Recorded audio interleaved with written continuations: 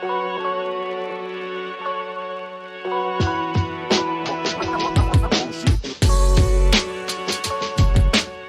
let's start with the rapid fire questions. The first one is, at what age do you want to retire? Last year. How long does it take you to get ready in the mornings? 50 minutes, 20 minutes. Most embarrassing moment of your life? Hopefully it didn't happen until now. So looking forward. Favorite color? Green. What time of day are you most inspired? In the early morning. How many hours of sleep can you survive on? It's flexible. Starting from 5 up to 8.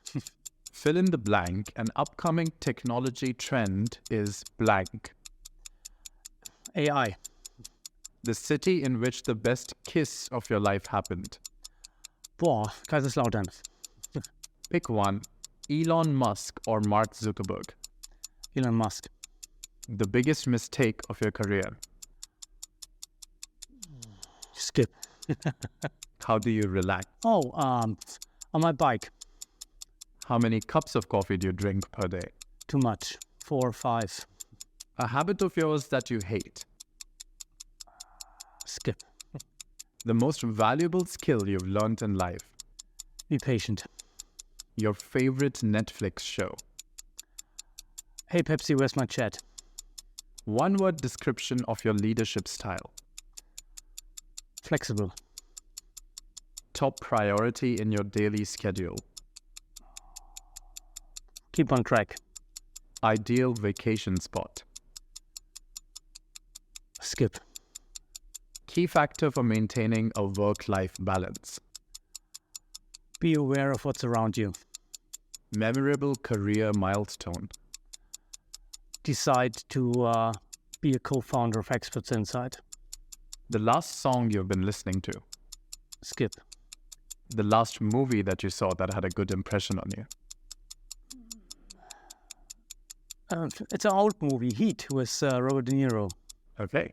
Well, that's the end of the rapid fire. So that was really good. And let's move on to the longer questions, which you can answer with as much ease and time as you like. Okay, yeah. The first one is, can you share your journey into Microsoft enterprise environments and your role as a consultant for SharePoint, Office 365, and Azure? Yes, definitely. So I started my career with a focus on Microsoft technology as an employee, and not an employee of Microsoft, as an employee in a company. And my job was a database administrator. So I worked with Microsoft SQL Server. And in this context, SharePoint came up, SharePoint databases, maintaining, backupping, etc. And so I came in touch with SharePoint, and it was an impressive part of technology for me. And step by step, I moved over from the database administrator role to a SharePoint role. And this was in the year, I think, 2009, 2010. And then in the year 2011, 2 colleagues of mine planned to found their own company. We call it Xperts Insight. It was in September 2011. And in October 2011, they asked me if I would also interested to join this idea. So at our starting point, it was 3 guys saying, okay, we know about SharePoint. And this was the beginning of my Microsoft professional career. And how does the guiding principles of Xperts at Work align with your vision for providing consulting services? And what really distinguishes your approach?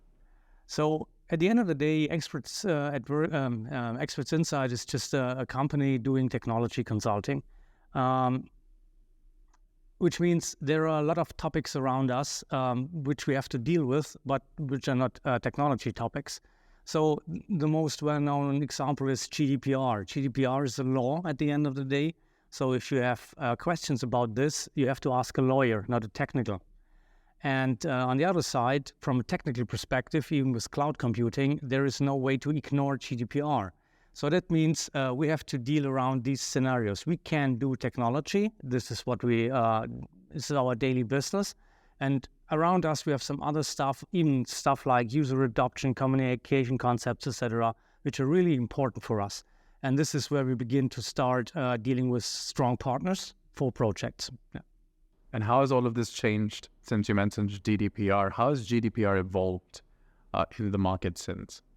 So GDPR brings stuff like security and compliance on just definitely another level that it was before. Okay, security and compliance, when you're talking to a customer and asking a stupid question like, is security important for you? Nobody will say, no, security, we don't care, definitely. But now we have a law that brings the need that you really have to deal with it, that you have to write down concepts, that you have to evaluate your settings to fulfill the GDPR requirements, which are mostly, even from a technical perspective, focusing to security and compliance features. And with this, it is just another level as it was before.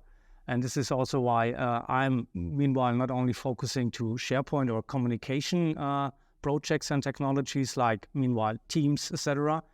But so my other topics are definitely in this context. So what is needed to configure a secure and compliant M365 or even Azure environment?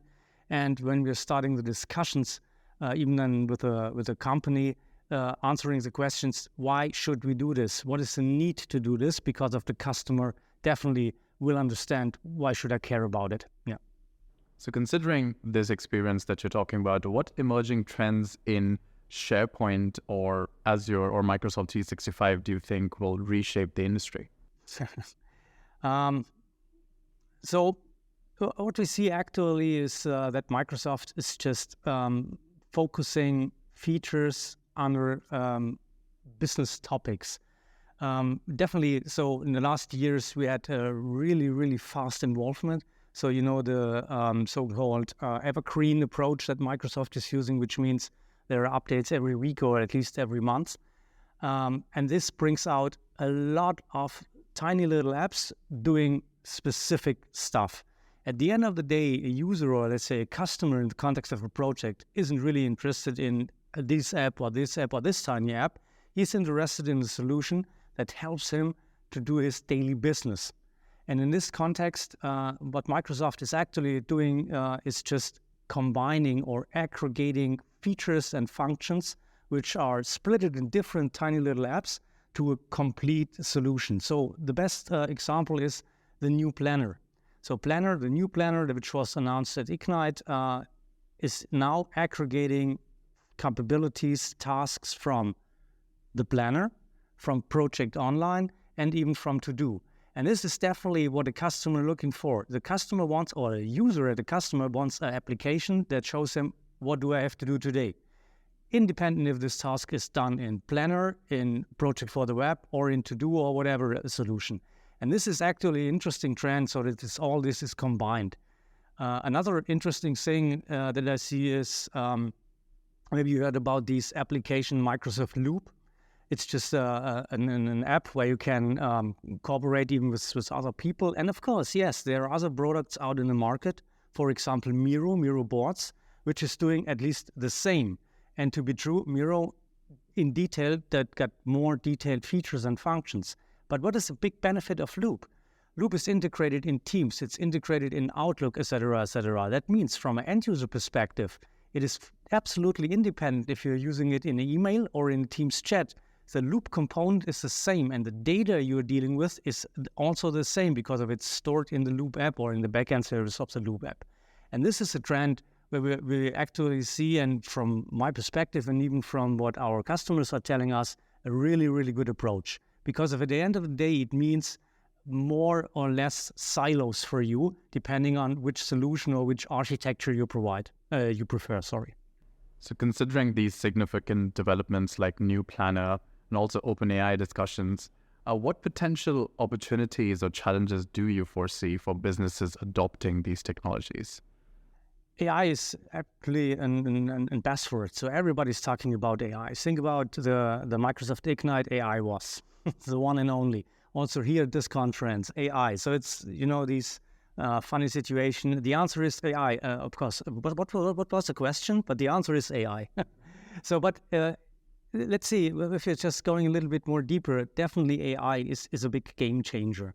When you're just looking a little bit of where are we coming from, there's the interview, you can watch it on YouTube or on other platforms from the founder of the Homebrew Computer Club in 1970s, 1975, something like this. And he talked about the first home computer, the Altair. And he says, oh, it can blink and peep, and we can just use these switches to program it, and that's it.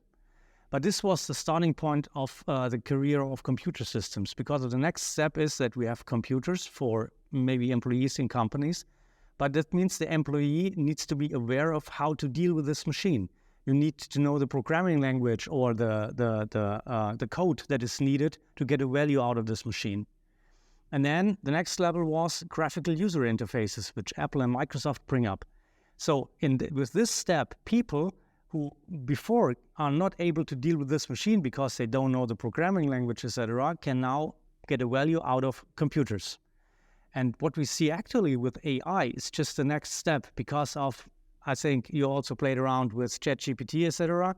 You can ask this little machine in a natural language, what do you want to have? Simple stuff like, tell me what to do in Amsterdam and please act as my travel agent. And the answer is brilliant from the quality. And that means that even people who are not aware with computer technology actually now have the chance to get a value out of this machine. So yeah, that's the actual trend. So let's talk a bit about you being a Microsoft regional director and MVP for Office servers and services. What are your primary areas of expertise benefiting your clients here? As we already talked about, it's just coming from the SharePoint ecosystem, which means it's all about communication, collaboration, planning, and setting up solutions that let people interact in projects or even, let's say, in departments in a company, or even strategies about different subsidiaries of a company split it all over the world. So this is where I'm coming from, and this is also what I'm actually still doing, and I love to do this. And in addition, it's the security and the compliance stuff. So security, even in the context of cloud computing, we get a new level because of your cloud environment can be reached from wherever in the world. You only need the internet access and the user and the password, and then you can access it. And with this, we just get new challenges we had to respect. So a big topic that I do with my customers is working out zero trust strategies in the context of trust nobody, don't trust the device or whatever, but just work out which data must be available for your employees or maybe even for your customers in which scenarios. So a simple example to give you a little bit an idea of what this means. Let's say the menu card for the restaurant in your company, this is not security critical. You can just use it on your private phone, from your private laptop, whatever. But let's say the data about the C-level is just actually talking. This is highly secure content. And if someone gets in touch with this, who is not allowed to do, maybe there's a big negative impact. So we had a complete other scenario than the menu card of the restaurant. And the zero trust strategy means we had to respect these different scenarios and worked out the details on how this data can be accessed, etc. And so what notable challenges have you faced throughout your career here? And how did you overcome them personally or in consulting projects or anything memorable that comes to mind? For me, and I think also the other founders of Xperts Insight, it was an interesting challenge in the last 10, 12 years to come from, I'm a technical guy, I know the bits and bytes, to really do strategic consulting with a value for our customers. So also, as we discussed, the customer isn't interested in this is SharePoint or this is Exchange or whatever. The customer is interested in, I have a problem, can you offer me a solution? Or can you help me to work out a strategy which can be used to fulfill to respect my business critical things? And this is the evolution I and also my other colleagues did in the last 10 years, coming from this pure technical perspective, which is still really important, don't misunderstand me. But for me and my role in this industry, it is more going actually to strategic consulting and help customers work out, okay, where we are actually and where do we need to go to be on top of our industry in the future. Yeah. So do you have any example where failure or setbacks ultimately led to a valuable learning experience in your career?